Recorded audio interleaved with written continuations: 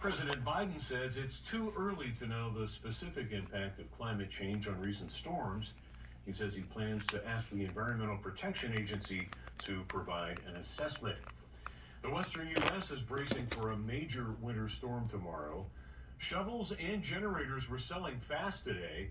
The multi-day storm is expected to dump more than 8 feet of snow on the highest peaks. Meteorologists say this storm will be felt across most, if not all, of California. Flooding and mudslides are also a risk in some areas, especially where they've had recent wildfires. But all that rain will bring some temporary relief to a region that's been struggling through a severe drought. News 3 is your weather authority. Let's get back to Chloe Coast with a look outside, and that storm you say is taking aim at you us. see it right over your shoulder too. Yes, it's right there. It is. Yep. There's the Whopper we're tracking at the start of the week. So Okay. tomorrow it's actually not going to be too bad on a Monday. Tuesday, Let me things get a little dicey. try to put this in perspective. Y'all president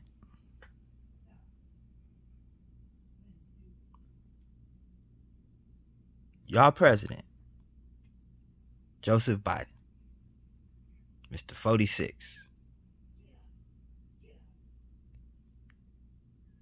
said it is too early to tell if global warming has played a cause and effect in the recent unprecedented, that's things we ain't seen before, you heard me? He's saying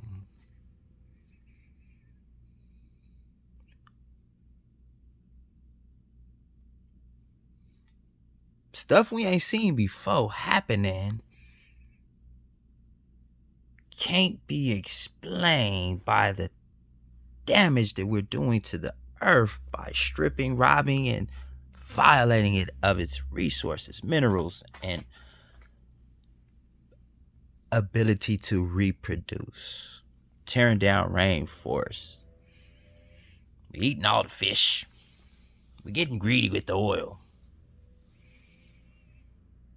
Now they just took down one of my videos for talking about what Nina Boy said. We ain't gonna even talk about that because I ain't got time to be battling with YouTube right now. But freedom of speech is real. I don't see how the press can say something and I can't say the same thing. You understand what I'm saying? I don't see how Kyrie Irving can have an opinion and express that opinion openly in public, and I can't share the same sentiments. That seems discriminative to me, YouTuber, man, whoever owned that shit. Inglewood, you messing with a real.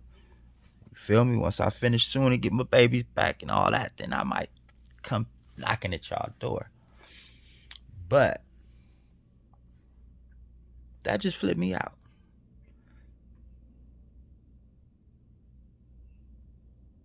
That's like saying, let's really put this into perspective without violating the terms of the YouTube thing. But let's really say that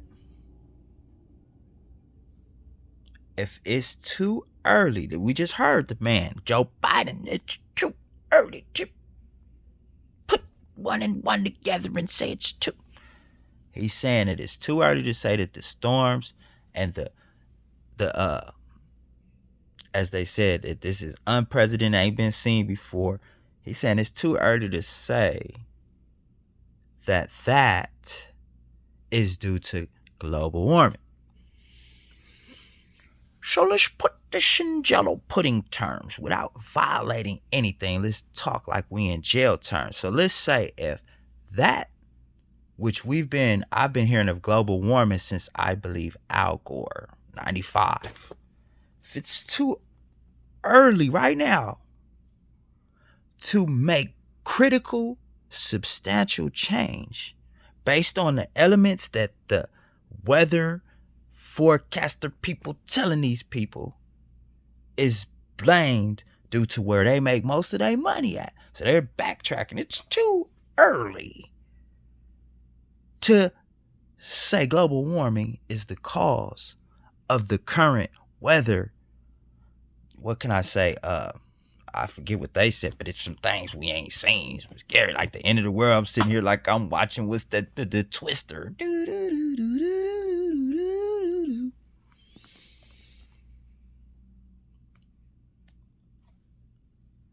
Then they say California. Now I remember watching a documentary, Samuel Jackson, that is Snakes on the Mother Plane. I remember him in this documentary saying that California was gonna be extinct, destroyed by a great tsunami. You got the weather people and the forecaster people talking about that. Never before seen weather. There's global warming. I swear they done said there's a purge in the hood. Don't go to Los Angeles, California, because we don't have the potential power to protect you from the Crips and the Bloods, the Serenios and those thugs. Wow. But we still want to kill each other.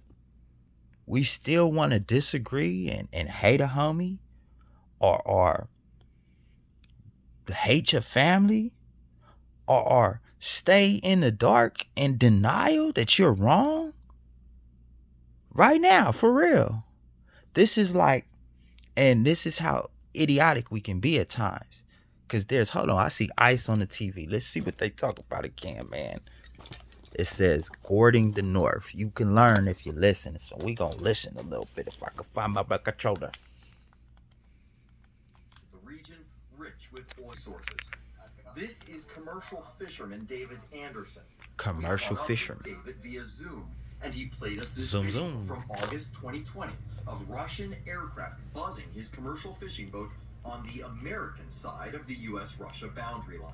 What's going through your head as that moment is occurring? At that point, I thought anything was possible with these guys. Are we going to war? Thank you. He took the words out of my mouth. He called U.S. Coast Guard on the radio. Them are war games. To follow the Russian orders to leave the area, even though these were international waters and he was on the American side. The Coast Guard admitted it does need to do better and says it now regularly consults with Bering Sea fishermen. The wider issue, though, is that the Bering and Arctic region has become a new focus for attention, and that's going to continue. For Full Measure, Cold War. And as we mentioned, you can catch Full Measure every Sunday right here on Channel 3. Before we go to break, a reminder, the Las Vegas Raiders take on the Cleveland Browns next Go put Saturday, everything on the Raiders right to win here that on game, News damn 3. it. That game starts at 1 p.m., and then we'll bring you post-game coverage and highlights. They gotta win. They gotta win. Right here on Chant. Put your money on the Browns, big. Music sent to the Coliseum at Caesars Palace. News 3 Hey. new tickets with our 12 days of Keith Urban holiday content. Hear me on this, though. Really, really hear me on this. I'm not trying to come off as the conspiracy theorist that the New World Order is transpiring, yo. You can't make this up. Listen to what's going on. In one hand, you're having the world's worst drought. I mean, we running out of water. On the second hand, you have a California storm approaching. That's scaring the people. Sandbags, mudslides, and all the floods, fire camp. Los Robles, fire crews, 3, 4, and 5. It's time to go get busy. There is a lot going on. Cold War. Those that are familiar with your history understand that when Gorbachev had to take that wall down, that there was a Cold War between Russia and the United States. Cold War. Now, all of this is going on. Yesterday was my birthday, right? So I've researched and studied tragic incidents that have transpired on December the 11th. Kid you not, do your research like I have. You'll find there's a weird Funny fact, but it's true. If you look it up, December 11th, my birthday, is the most, and this is done by numbers that supposed to never lie. According to Facebook, that is the date that the most breakups have occurred in the history of Facebook, on December 11th. You heard me? Today, the postman, the face of the Crips. I wouldn't say the leader. You know, I get out more to Raymond Washington, Bulldog, Buddha, James Compton, Mac Thomas. It was a group formatification.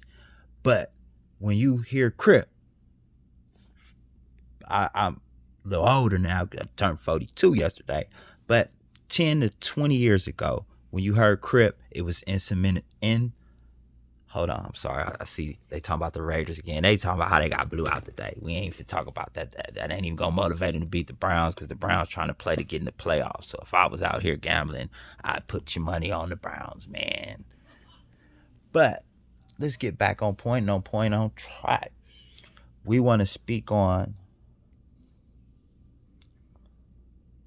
when Ronald Reagan and I forget Gorbachev's first name was feuding the first Cold War when I was little in the 80s. You had a crack epidemic. You had the 84 Olympics. You had one of the highest incarceration rates, one of the highest crime rates. History is repeating itself. Now,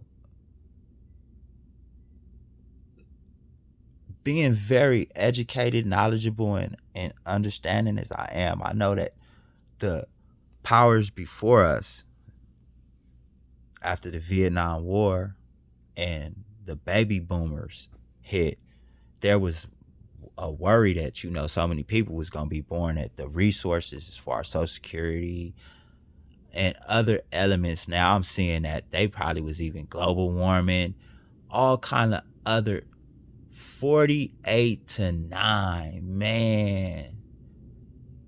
They went from looking like it was going to be the Super Bowl to look at this. Raider Nation. You know, I'm going for them Rams and them Chargers in the Super Bowl in Inglewood, California, and slap whoever say in the famous Los Angeles, California SoFi Stadium, because it's Inglewood, B. We're our own city. I'm going to get this law degree and start suing y'all for getting out of line. You heard? But I'm going to give y'all 30 minutes of some spill. I'm in the middle of cleaning up because I want to start donating items, because I got so much stuff from these book sales that I just don't need all this stuff. So I want to help support those who support me by giving away some of this stuff that I really don't got any use for. You know what I'm saying? I got brand new boxing gloves, got shoes that I don't, it's a lot of stuff that I got that I want to give back to the community, you find me? But at the same time, I want to focus on knowledge. I'm coming in my restroom because I don't like to smoke in my bedroom.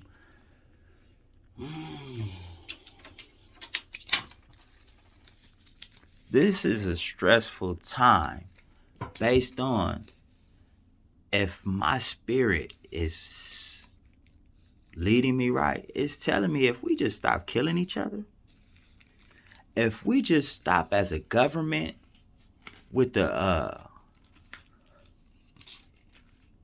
politics and focus on people's needs. Not once. We're in a pandemic. We done almost overspent the dollar. We almost broke the buck. You feel me? For the first time in the history of the United States, we almost couldn't pay our debts.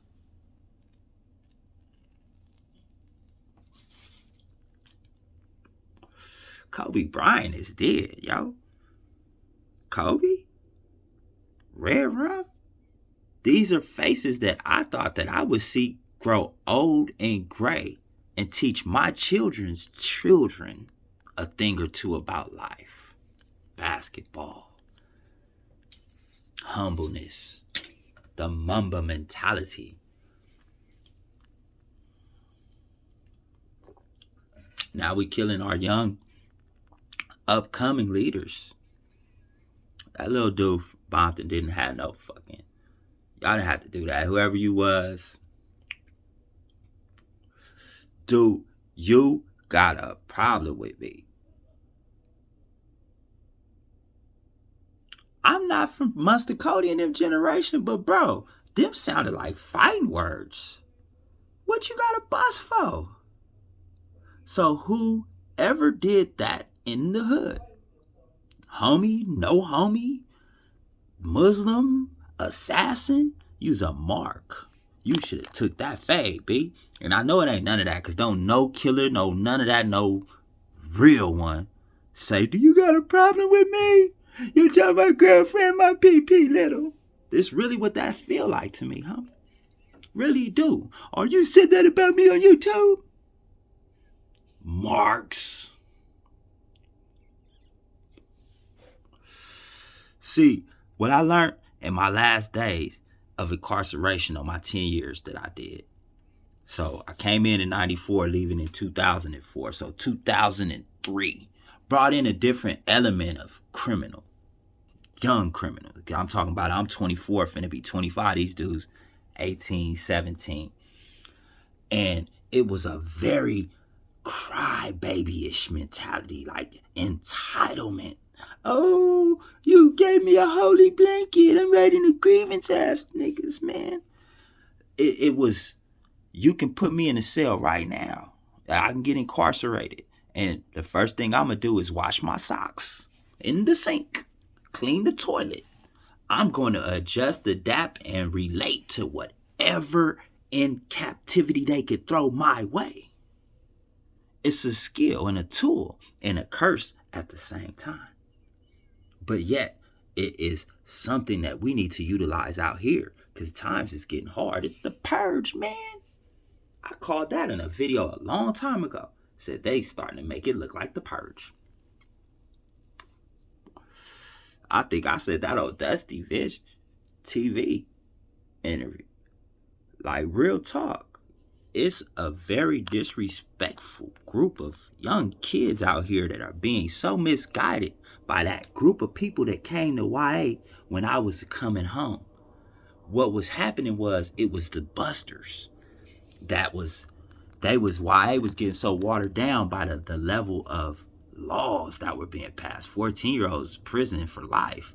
If they can't come back to YA based on the Miss Baker rules, it's no adult commitments here. So now you got these little dudes who don't have to face people that had nothing to lose. So when I walked in 94, I was with lifers until 96 in the juvenile facility. I'll repeat that, lifers. We had individuals like Rock the Bells and Sonny and them from Brim that had no date. But the way that the juvenile justice system was set up at that time, that was the way it worked. But somebody had to go and take advantage of that and kill a poor CO lady, YTS, Miss Baker. And in doing so, they restructured the whole infrastructure of YA. And it sent the real people that were teaching us younger people who were going to come home again why we really didn't want to do this. You understand that? Those lifers that were in that juvenile facility to the ones that had a little bit of understanding knew that we don't want to be sitting here never being able to go home. I'm only 14, babe. You 14 and you ain't never coming home? The homie Mooney just came home 21 years. They gonna make laws to, soften up that. It's gonna change again once they get rid of the real hard-headed ones. But nonetheless, if you look at the major years in the infrastructure of the gang, and I'm not talking about all gangs, because Southern Hispanics, Northern Hispanics, Aryan brothers, and Paisas all have a different type of setup, culture, infrastructure. But the Crips and the Bloods, if you look at the most hottest moments that transpired, we're going to start off by what put them on the map. It was the murder of the Babalu at the Palladium, the leather coat murder. That's what established to the outside of Los Angeles area that these Crips are a disruptive group. It was false. They were an army in the making, but being looked at as a disruptive group in Hollywood when they did that at the Palladium, what it did is that underestimation got them, and it grew to be something, a wildfire. But 84 was pivotal. You had the 84 Olympics, 79 as well, death for Raymond Washington, Tuki getting death row. The beef between, Tyrone getting killed by Fat Daddy. There was a lot of historical things that took place. But on my research of December the 11th, yo, and then you could do it. It's been a bad day. And now I'm going to get a little deeper. Thanks to Facebook, you get to see who all shares your birthday. I'm looking for a Crip that was born on December the 11th. I got about 12 Bloods that I know with my same birthday. Shout out to all the 12-11 babies. But also, you got to think, they took Tuki Williams away. If not today, I want to say it was tomorrow, the 13th, a few days after my B-Day.